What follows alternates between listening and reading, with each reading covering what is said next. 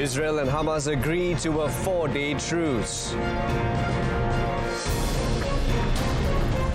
Stampede kills at least 31 during Congo Army recruitment drive.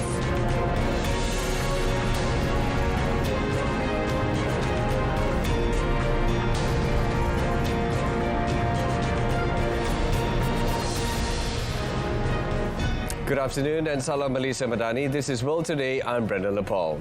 Israel and Hamas agreed to a 4-day truce that would see the Palestinian group release dozens of hostages taken on 7 October, as announced by both sides on Wednesday.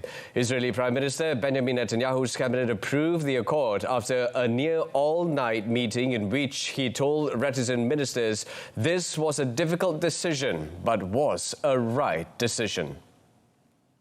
Under the agreement, at least 50 Israeli and foreign hostages would be released, comprising women and children, in return for a 4-day lull in military operations. For every 10 additional hostages released, there would be an extra day of truce. Hamas released a statement welcoming the humanitarian truce, which it said would also see 150 Palestinians released from Israeli jails. The truce offers Gaza residents the prospect of a desperately desired, if brief, pause after nearly 7 weeks of total war. The truce would include a complete ceasefire on the ground and a pause in Israeli air operations over southern Gaza. The Israeli cabinet's approval was one of the last stumbling blocks to the agreement coming into effect. Qatar had helped to broker the talks. The United Nations warned that fuel shortages, a lack of water and worsening sanitation in Gaza, along with attacks on healthcare and mass displacement, are creating a perfect storm for tragedy. Spokesman James Elder said the daily minimum need in emergency situations was 15 litres of water per person for drinking, hygiene and cooking. However, in parts of Gaza, as little as 3 litres per day is available and none on some days. He also stressed the urgent need for sufficient fuel to be allowed into the territory, among other things, to get water pumps, desalination stations and waste management working again. After weeks of no fuel entering Gaza, an agreement has been reached to allow 70,000 litres per day, but the UN says 200,000 litres are needed daily for humanitarian operations. More than 1.7 million of Gaza's 2.4 million inhabitants are estimated to be internally displaced within the enclave. Nearly half of them, children. Nearly 900,000 of those displaced are staying in severely overcrowded shelters run by UNRWA, the UN agency that supports Palestinian refugees. Elder said on average, there are 700 people to one shower unit and 150 people to a toilet in those shelters.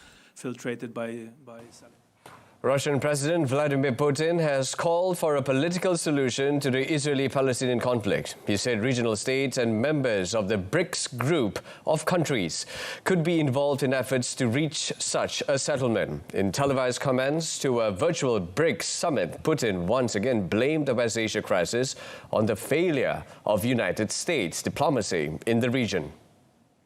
Важно, я согласен со своим бразильским коллегой, важно не допустить втягивания в войну на Ближнем Востоке других государств и какого-либо расширения географии конфликта, а также сохранить хрупкий межконфессиональный мир. The BRICS group includes Brazil, Russia, India, China and South Africa. It agreed in August to expand by adding Saudi Arabia, Iran, Ethiopia, Egypt, Argentina and the United Arab Emirates as members. Russian and Western policy experts say Putin is trying to use the Gaza crisis to his geopolitical advantage as part of a strategy to court allies in developing countries and build what he calls a new world order to counter U.S. dominance.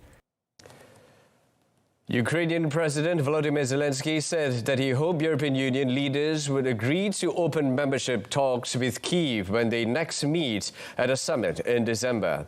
The European Commission recommended opening formal membership negotiations with Ukraine earlier this month. But talks cannot start unless all 27 EU member states agree.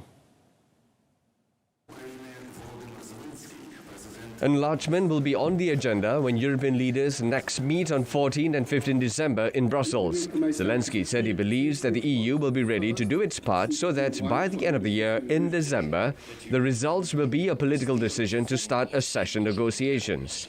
He was speaking at a press conference alongside European Council President Charles Michel and Moldovan President Maia Sandu, whose country is also seeking EU membership.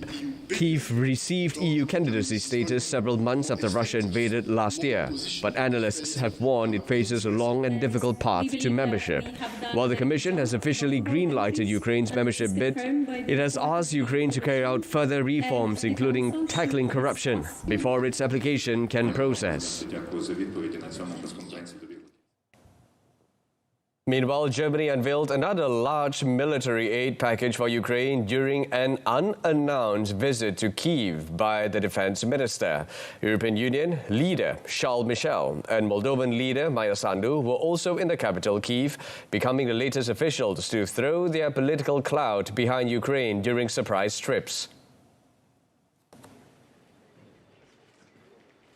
A flurry of visits from senior Western officials have sought to reassure Kyiv of more military support as the world's attention shifts to West Asia and questions emerge over US funding for Ukraine. The German package worth 1.3 billion euros was unveiled by Defense Minister Boris Pistorius after talks with his Ukrainian counterpart Rustem Umerov in Kyiv. Michel, the president of the European Council, announced his arrival in Kyiv by posting on social media a picture of himself getting off a train. Volodymyr Zelensky earlier this week met the head of the Pentagon and last week hosted UK Foreign Secretary David Cameron, who promised continued British backing. The visits come in the wake of a disappointing Ukrainian counter-offensive in the south and east of the country that Kyiv launched this summer after building up stockpiles of Western weapons. North Korea said it had succeeded in putting a military spy satellite in orbit after two previous failures, as the U.S. led its allies in condemning the launch as a brazen violation on UN sanctions. News agency KCNA said a rocket carrying the satellite blasted off from North Pyongan province, flew along its designated path, and put the reconnaissance satellite Maligyong-1 on its orbit. The United States quickly led condemnation of the launch as a brazen violation of UN sanctions and said it could destabilize the region. South Korea reacted by saying it would resume surveillance operations along the border with North Korea that had been suspended in 2018 as part of a Seoul-Pyongyang agreement to reduce military tensions. North Korea's previous efforts to put a spy satellite into orbit in May and August both failed. Seoul, Tokyo and Washington had repeatedly warned Pyongyang not to proceed with another launch, which would violate successive rounds of UN resolutions. KCNA said North Korea's space agency will send up multiple spy satellites in the near future to continue securing surveillance capabilities over South Korea and other regions of interest to North Korea's armed forces.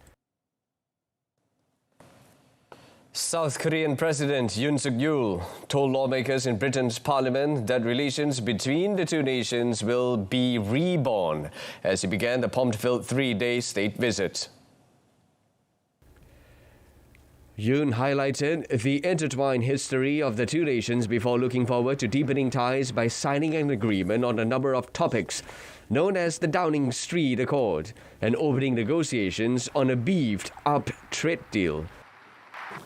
We will broaden our cooperation to digital, AI, cybersecurity, nuclear energy, and defense industry. It will also include bio, outer space, semiconductors, offshore wind, green energy, and maritime sector. Yoon told his cabinet last week that the visit to UK will serve as a springboard for further deepening economic cooperation between the two countries. That cooperation will center on science and technology, with South Korea aiming to expand business opportunities and high-tech industry supply chains.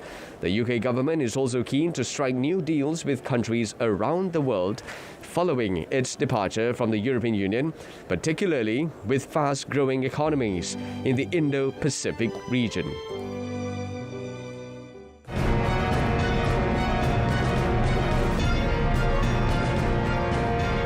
Still ahead, rescuers expect breakthrough for trapped workers in India tunnel. Stay tuned.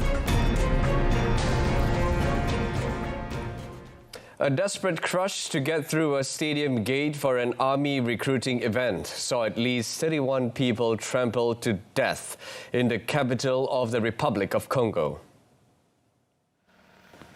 A prosecutor said he had opened an investigation into the disaster when several thousand youths descended on the Michel Dornado Stadium on Monday night, hoping for one of 1,500 army posts.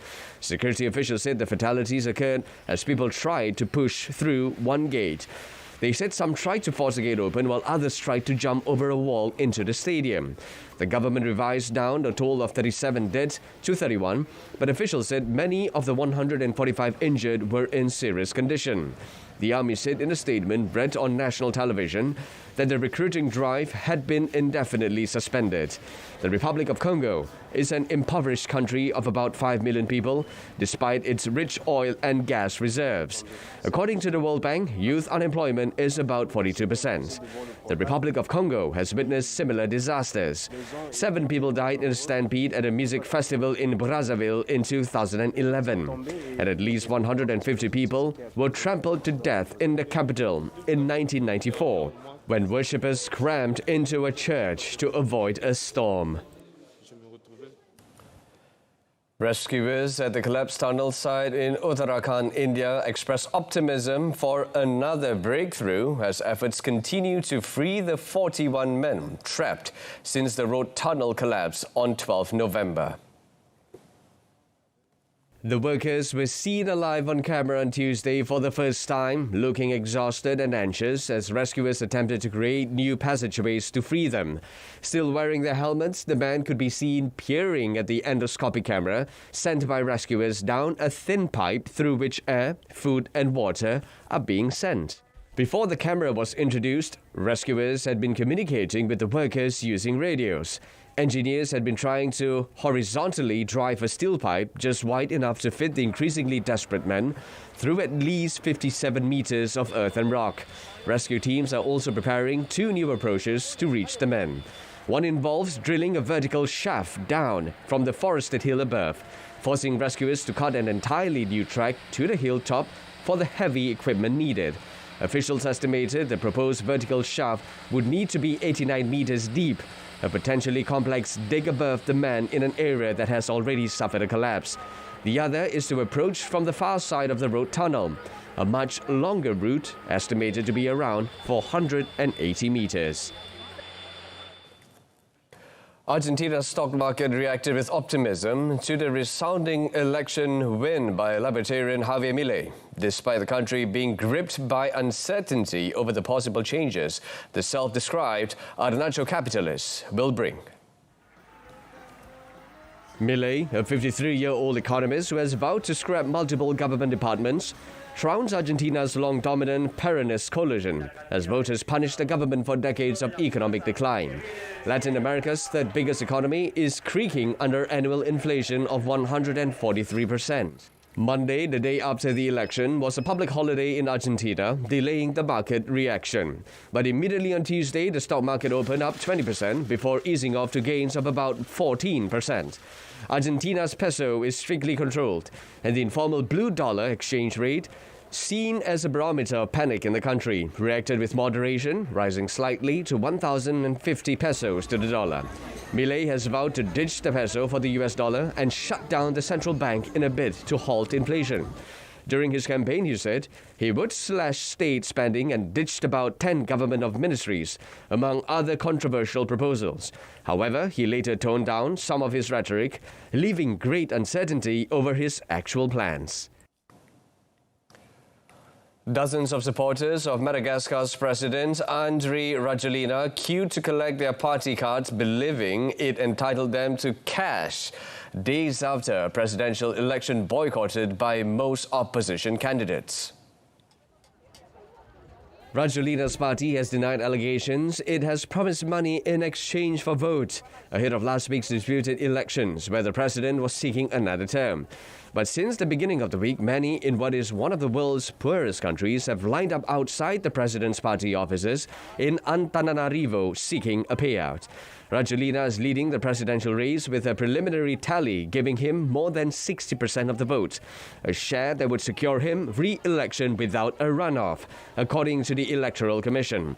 But turnout was fairly low, at around 40%, after 10 of 12 opposition candidates urged voters to shun the ballot, complaining of an institutional coup in favor of the incumbent. The ruling party denied it promised to hand out cash, saying that the card only conferred party membership. It dismissed rumors that the card was akin to a bank card, but said it still carried some other benefits such as preferential treatment during donation distributions. Several 100,000 school, hospital and social services workers in Canada's Quebec province walked off their jobs for the first day of what is billed as a historic strike to demand better pay and working conditions. In total, some 600,000 civil servants in the French-speaking province plan to strike this week, with some calling for a lengthy general strike after months of fruitless negotiations with the Quebec government. In one location, a crowd gathered outside a school in Montreal, waving union flags and placards, and lamenting the teachers are being worked to exhaustion. Last month, the unions rejected a 10.3% wage hike over 5 years and a one-time bonus of 1,000 Canadian dollars for each civil servant.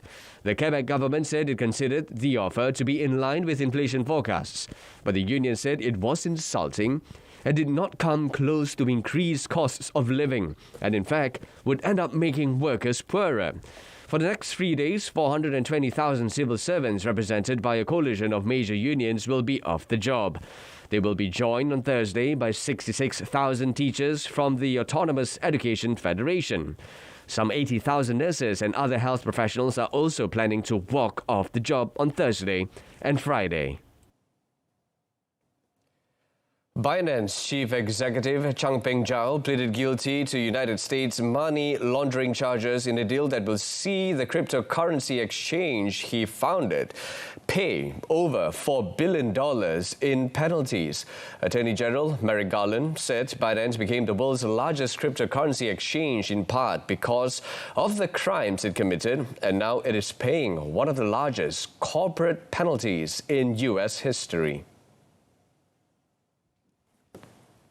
Binance's guilty plea is part of coordinated action, including with the Treasury Department's Financial Crimes Enforcement Network and Office of Foreign Assets Control (OFAC). Zhao pleaded guilty to failing to maintain an effective anti-money laundering program, and he has resigned from his position of CEO. Zhao, who lives abroad, entered his plea in person in the United States. Binance's agreements with the Treasury Department's agency include a civil money penalty of $3.4 billion and a $968 million penalty involving OFAC. These mark the agency's largest settlements in history. Treasury Secretary Janet Yellen said Binance turned a blind eye to its legal obligations in the pursuit of profit, adding that the penalties and a 5-year monitorship imposed on Binance marked a milestone for the virtual currency industry. Hundreds of staff at OpenAI threatened to quit the leading artificial intelligence company and join Microsoft, deepening a crisis triggered by the shock sacking of CEO Sam Altman. In a fast-moving sequence of events, Altman, who was ousted by the board on Friday, has now been hired by Microsoft, where he will take the lead in developing a new advanced AI research team. In a letter released to media, the vast majority of OpenAI's 770-strong staff suggested they would allow Altman unless the board responsible for his departure resigned. A key AI executive at Microsoft confirmed that they all were welcome from OpenAI if the board that removed Altman does not resign. OpenAI has appointed Emmett Shear, a former chief executive of Amazon's streaming platform Twitch, as its new CEO despite pressure from Microsoft and other major investors to reinstate Altman. Altman shot to fame with the launch of ChatGPT last year, which ignited a race to advance AI research and development, as well as billions being invested in the sector. His sacking triggered several other high-profile departures from the company, as well as a reported push by investors to bring him back.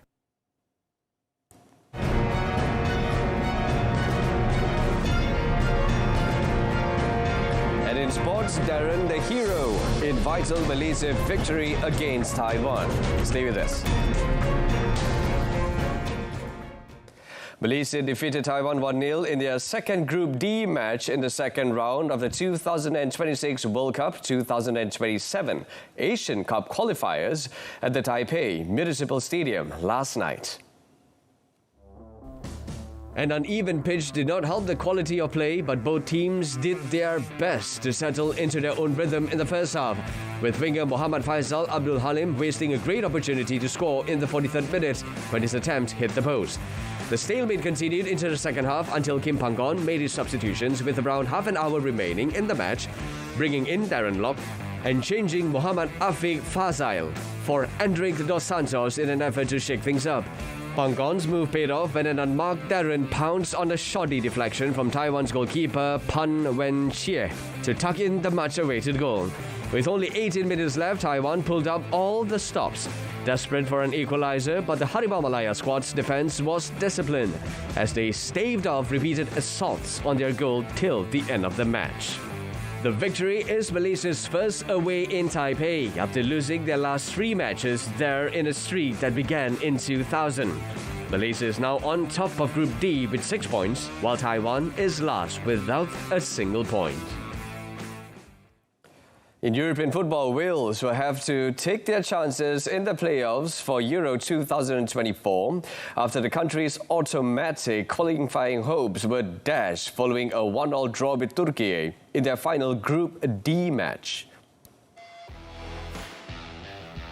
Needing to beat Turkey to have a chance of qualifying at the expense of Croatia, who were hosting Armenia, Wales made a dream start as Neco Williams fired them ahead after 7 minutes. But the mood of euphoria inside the Cardiff City Stadium began to wane with news of a Croatia goal before halftime, with the Welsh fans knowing that even beating Turkey would not be enough if the Croats claimed victory.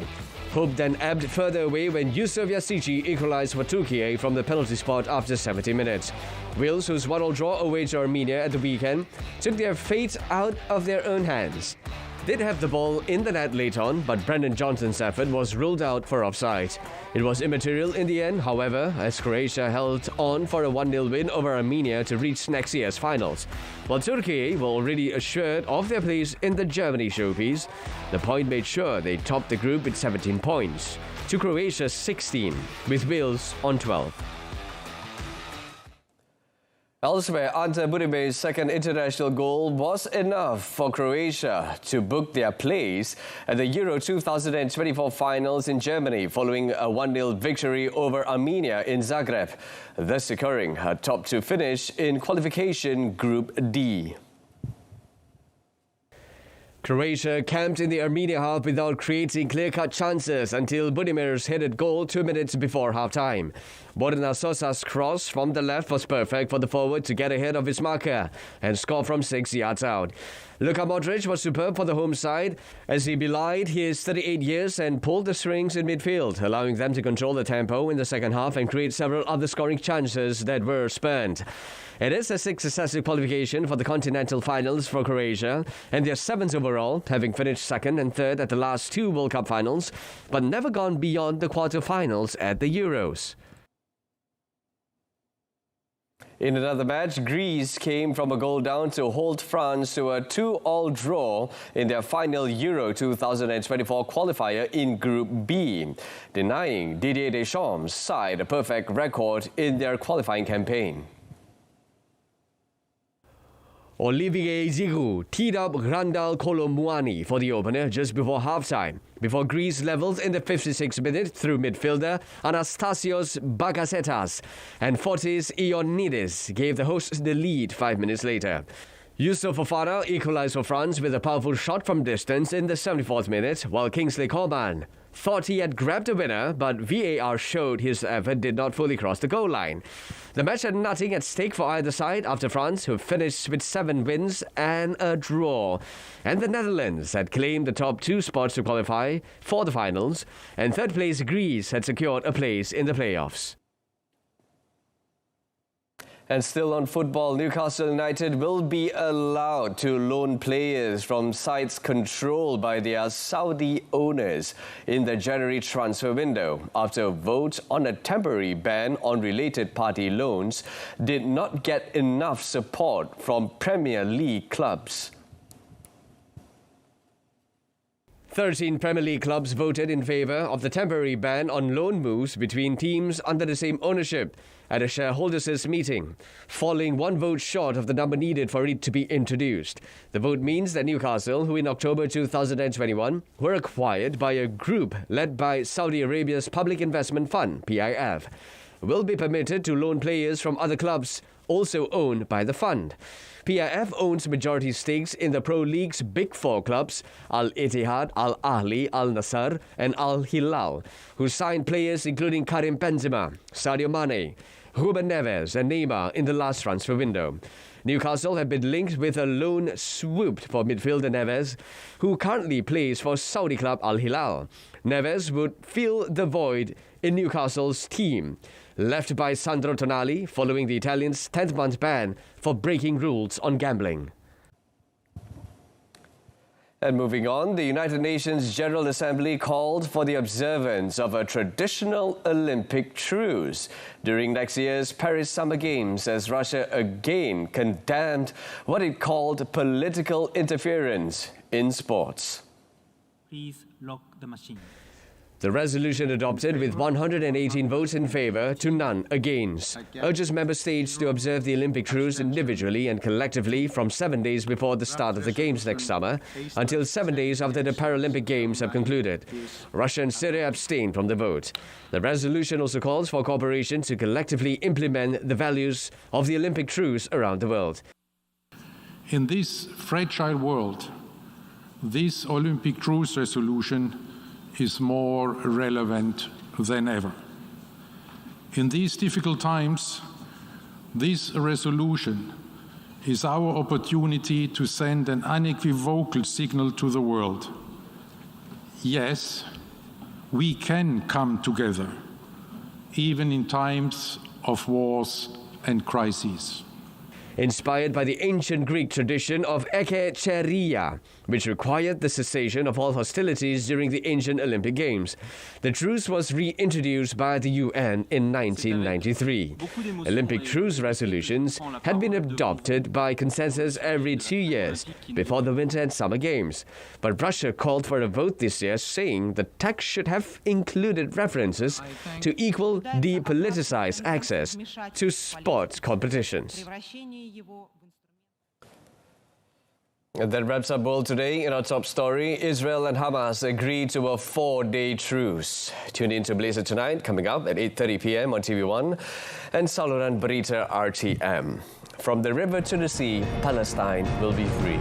I'm Brendan Lepol, Malaysia Madani, Tekan Perpaduan, Penuhi Harapan. Thanks for watching.